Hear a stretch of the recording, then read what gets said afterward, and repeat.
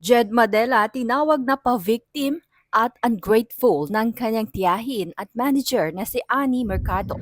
Playing the victim but he's the offender. Ito ay isa lamang sa bahagi ng post ng tiyahin at dating manager ng singer na si Jed Madela. Sa nga ang isyung ito sa napag-usapan ni na OG Diaz at Mama Loy sa kanilang showbiz update. Ayon kay OG ay nakausap daw niya ang tiyahin at dating manager ni Jed upang hingan ito ng komento dahil nag-react ito sa bagong kanta ni Jed na I Wish You the Worst na ayon sa kanya ay siya raw ang pinatatamaan dahil hindi na nga maganda ang takbo ng relasyon nila ng kanyang pamangkin.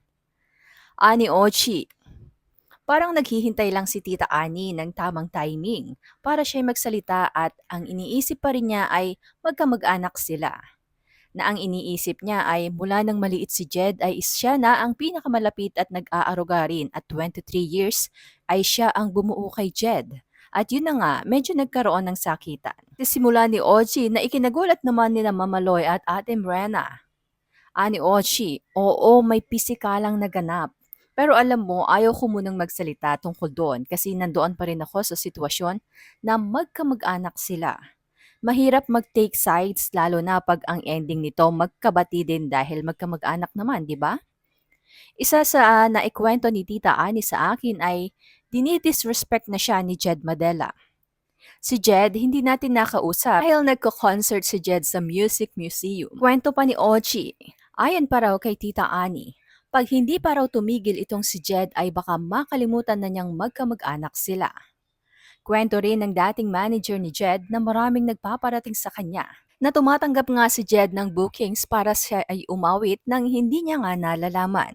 Dagdag pa ni OG, marami daw nakakarating kay Tita Ani na pagdating sa pananalpi ay feeling ni Jed ay nadedehado na siya sa hatian. Ngayon dumating ang time na kumukuha na lang daw si Jed ng mga racket nang hindi niya alam. Binabypass siya bilang manager. Sinabi ni Tita Ani, kung gusto mo yan at gusto mong solohin, ayaw mo akong bigyan ng komisyon, sabihin mo sa akin, ibibigay ko sa'yo. Bakit kailangang ilihim? Bakit kailangang malaman ko sa isang tao na andito si Jed kumakanta? Alam mo ba to? At hindi nga raw ito alam ni Tita Ani at ilang beses na nga raw na nangyari ang gano'n. Kung ayaw niyang ibigay ang komisyon ko, sabihan lang niya ako para at least aware ako. Nakaka-relate naman dito ang host ng Showbiz Update dahil manager din siya. Ganyan din ako sa talents na kapag may gusto kayong iraket at ayaw nyo akong bigyan ng komisyon, ipagpaalam nyo lang. Kaya lang, huwag ninyo akong hihingan ng tulong kapag ka nagka-problema kayo dyan. Kapag hindi kayo nabayaran dyan. Kapag hindi kayo inasikaso dyan. Huwag nyo akong hihingan ng tulong at lagi kong sinasabi sa kanila yan na pag hindi ninyo ako isinama dyan sa una at isinasama nyo lang ako sa tuwing nagkakaroon ng problema, mumurahin ko kayo. Hirit naman ni Mama Loy. More than courtesy ang tawag kasi doon, respeto. Yun nga ang sabi nga ni Tita Ani.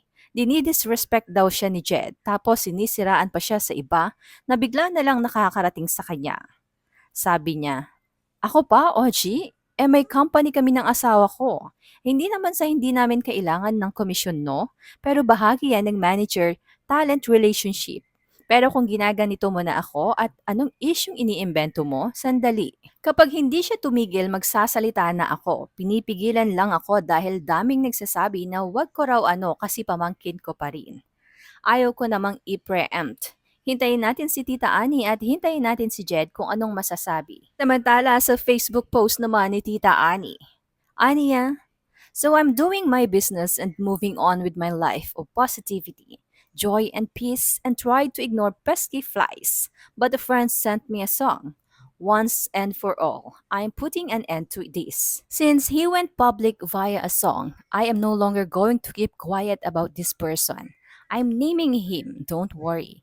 This song is about relationships, but we're not dumb to think it's not about us. The very family who took good care of him and loved him from the day he set foot in Manila.